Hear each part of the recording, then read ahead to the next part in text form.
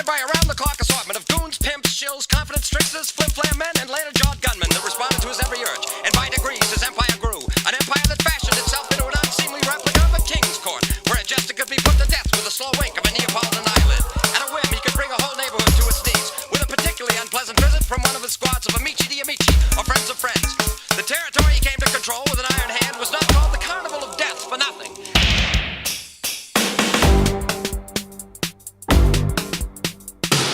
Look out, boy, better watch your tail. Your tail just might end up in jail. There's one bad dick, he's on your trail.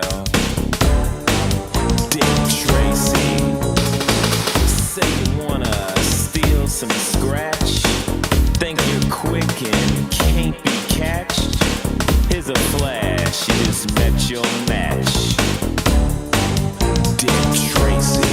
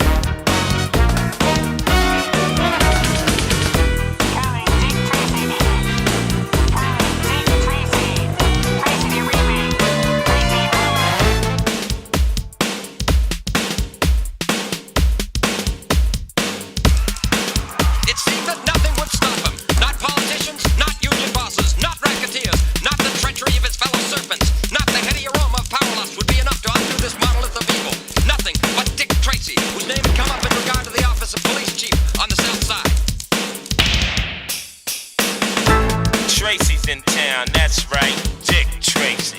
When all the flatfoots have called it quits, and you think you slipped right through their bits, boy, don't be trying to match your bits with Dick Tracy. Hello, Charlie, where you going in such a lather? Trying to get past me, huh? Trying to skunk me? No, Mousy, honest, I wasn't. Where's my dog?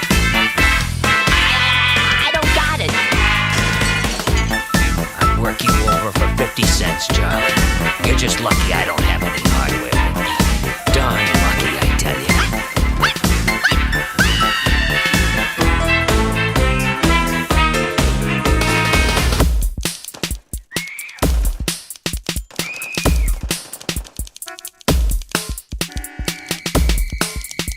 Ha, ha, ha! The gangsters laughed at headlines that promised a head-on war from the Attorney General's office. Cackles were heard again in Mafia back parlors at the mention of Attorney General Fletcher's campaign for the mayoral office. A campaign that Caprice and his underbosses, Flat Top, Prune Face, Influence, and Mumbles, would conspire to bring to an abrupt halt and give the would-be office holder an involuntary dirt nap. Focus of the tentacles of Caprice and his hideous family was gambling, the glamorous shibboleths that kept the masses hostage to a dream, and in eternal slavery to the hope that this week, this month, their lucky number would come up, a hope that somehow never materialized. Roulette, craps, blackjack, Beano, the ponies and the puppies were all rigged and pulled like the strings of a marionette with a shining visage by Caprice and his allies. The city with its hopeless masses hooked like dope fiends on the game of the moment, waltzed the gangsters too, and he kept a parade of corrupt officials on the payroll to ensure that the waltz played on. One who dared contradict him was club owner Lips Manless, proprietor of the Club Ritz. Big boy Caprice wanted in, Manless wouldn't yield. Lips was soon separated from the living at a lavish funeral, and Caprice took over the Club Ritz, and with it came Manless's former mole, the songbird with the come-hither stare, Breathless Mahoney. Breathless would not be allowed to mourn long, for the party would go on every night, as it always did.